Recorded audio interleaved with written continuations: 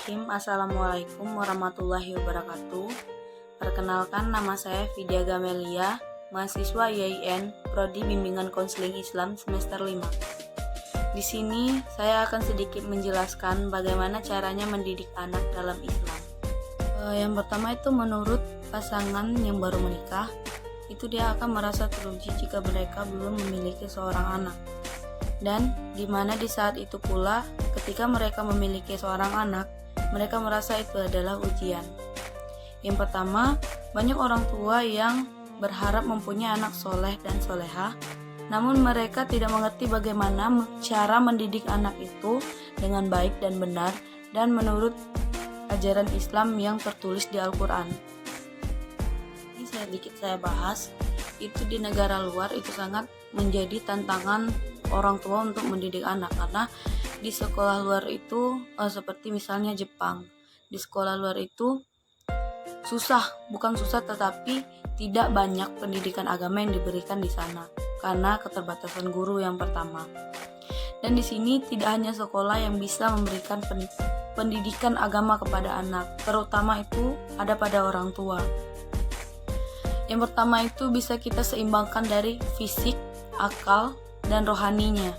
Sekolah hanya mampu membantu dalam membangun akal, namun aspek ruhiyah menjadi tanggung jawab bagi orang tuanya.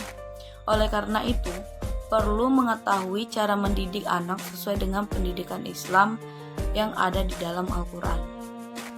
Yang pertama itu, kita bisa mendidik anak dalam mendidik dengan keteladanan dulu. Orang tua harus terdepan menjadi teladan. Yang pertama itu orang tua harus menunjukkan, maksud dari teladan itu orang tua itu harus lebih menunjukkan kebiasaan. Yang pertama misalnya dari segi mereka harus menunjukkan rajin sholat atau mengaji. Jadi dalam suatu kebiasaan itu anak itu akan mengikuti cara orang tuanya, kebiasaan orang tuanya akan lebih mudah untuk dipahami.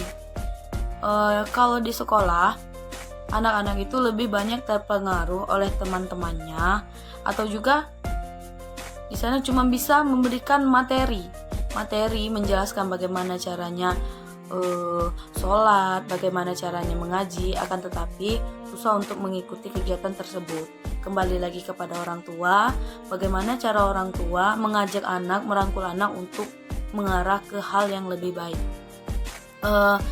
Yang kedua, mendidik anak dengan kebiasaan.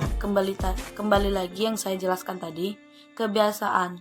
Jika orang tua membiasakan anak untuk melaksanakan sholat, anak lebih mengerti jika diajarkan dari kecil, dari dini. Karena kenapa? Otak dan pemikiran itu masih bersih dan hanya memikirkan mana yang baik dan mana yang buruk. Nah, dari situlah orang tua harus mengajari anak, memberitahu dan mengajaknya untuk melangkah ke hal yang lebih baik. Jadi dari kecil dia sudah dibiasakan dengan mengaji, sholat.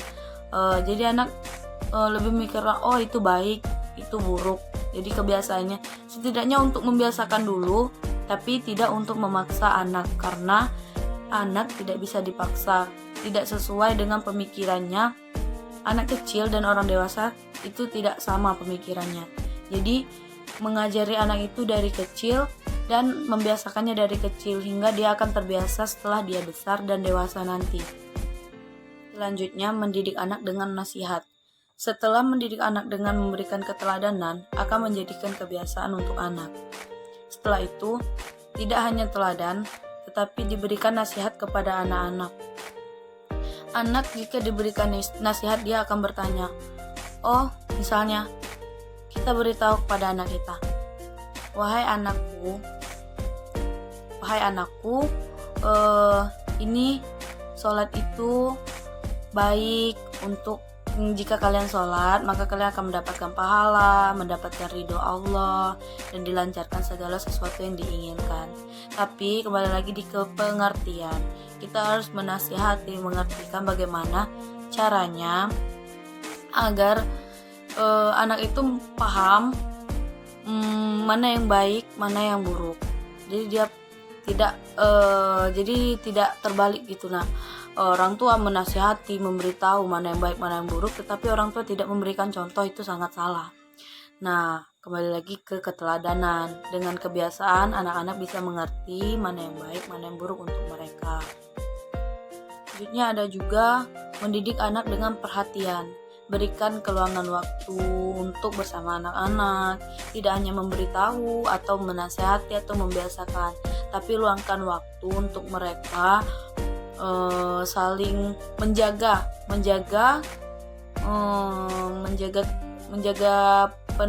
kedekatan terhadap anak. Jadi anak itu tidak merasa kok Umi atau bundanya cuman kasih tahu tapi nggak contohin gitu. Nah, jadi itu dari perhatian itu yang paling utama untuk anak-anak belajar.